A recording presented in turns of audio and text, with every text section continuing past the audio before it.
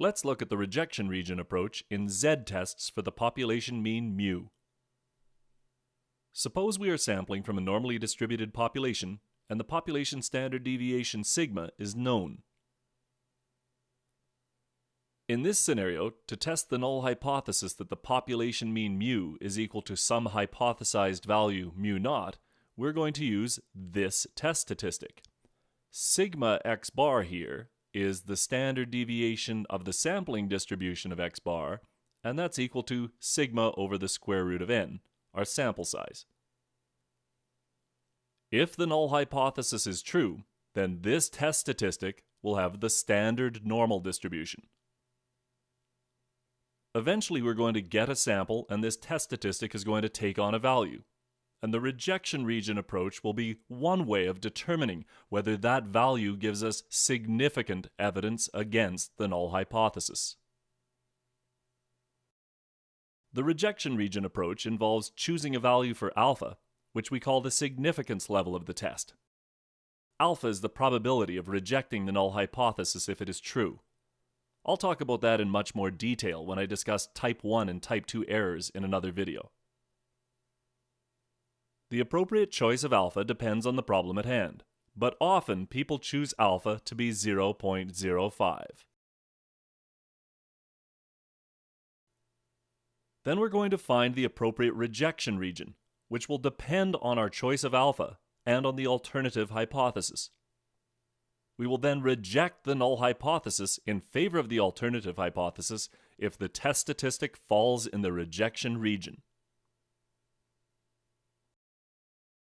Suppose we wish to test the null hypothesis that mu is equal to mu naught against the alternative hypothesis that it is not equal to mu naught, and we use the z test statistic described earlier. If the null hypothesis is true, this test statistic will have a standard normal distribution, which I've drawn out here. If this null hypothesis is true, then it's going to be very unlikely to get z values that are far out in the tails of the distribution. And so z values far out in the tails of the distribution give strong evidence against the null hypothesis.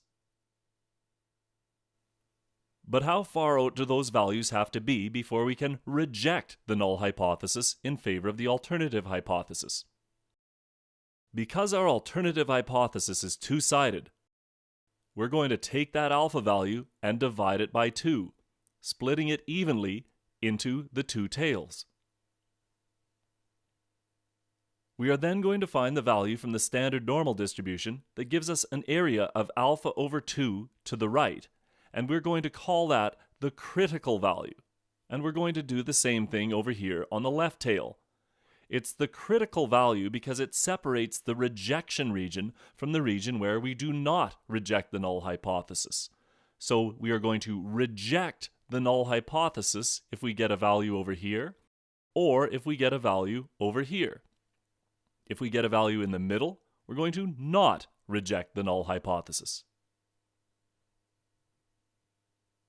For example, here we have the two-sided alternative with an alpha level of 0.05. So I'm going to divide 0.05 by 2, giving me 0.025, and split that evenly into these two tails. We can then use software or a standard normal table to find the z value with an area of 0.025 off to the right. That value is 1.96. The notation we sometimes use is that z.025 is 1.96, or in other words, the z value with 0.025 off to the right is 1.96. Since the standard normal distribution is symmetric about 0, it shouldn't be too tough to figure out that this value in the left tail is going to be minus 1.96. And where this leaves us in the end is that we are going to reject the null hypothesis in favor of the alternative if the z value we get in our sample is bigger than or equal to 1.96, or the z value is less than or equal to minus 1.96.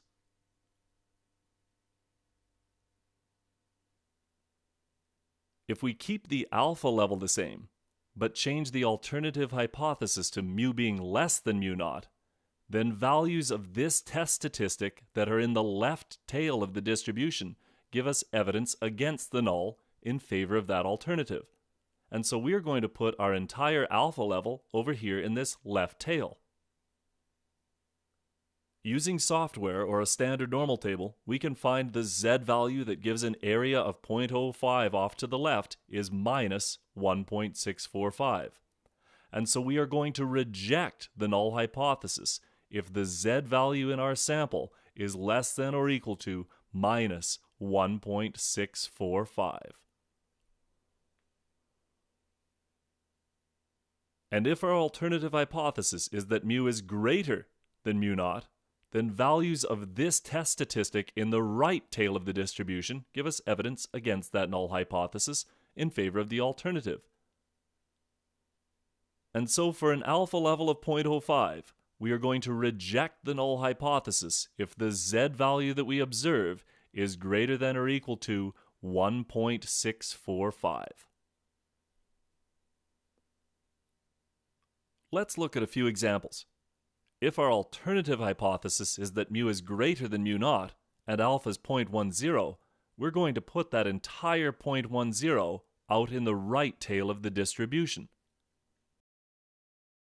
We can find the z value that makes that happen is 1.28. And so we can reject the null hypothesis in favor of this alternative at alpha of 0.1 if the z value that we observe is bigger than or equal to 1.28. But we observe this z value of 3.1, and 3.1 is out here. So we can reject the null hypothesis in favor of this alternative at an alpha level of 0.10. On the other hand, if our alternative is that mu is less than mu naught, and we had this alpha level of 0.01, then we would put that entire alpha in the left tail of the distribution, and we would have this area out here being 0.01, and we would find the z value that makes that happen, and that, rounded to 2 decimal places, is minus 2.33. So we will reject the null hypothesis if the z value that we observe is less than or equal to minus 2.33. If the z value that we observe is 2.6, which is out here somewhere, then we are going to not reject the null hypothesis.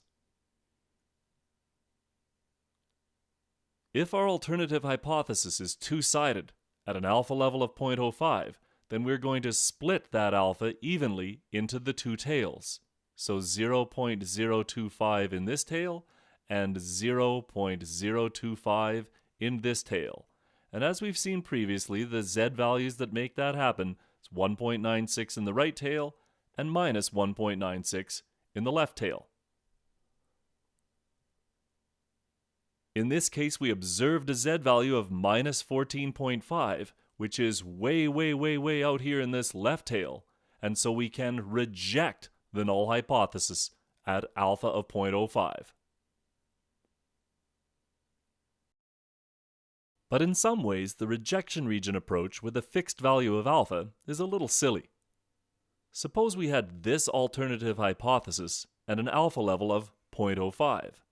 If we happen to get a z value of 1.6448, say, we would not reject the null hypothesis at 0.05. If, however, we got a z value of 1.6451, we would reject the null hypothesis at an alpha level of 0.05. The conclusions would be very different, even though these two z values are very close. Thus, they yield very similar evidence against the null hypothesis. Also, if we were to get a z value that was very huge, let's say we got a z value that was 17,819, well, we would reject the null hypothesis at alpha of 0.05. We have the same conclusions in these two situations, even though this one has a great deal more evidence against the null hypothesis, and we would essentially never see anything that big if the null hypothesis were true. So instead of the rejection region approach, many people, myself included, greatly prefer the p-value approach. The p-value is a measure of the strength of the evidence against the null hypothesis, and I look at that in much more detail in another video.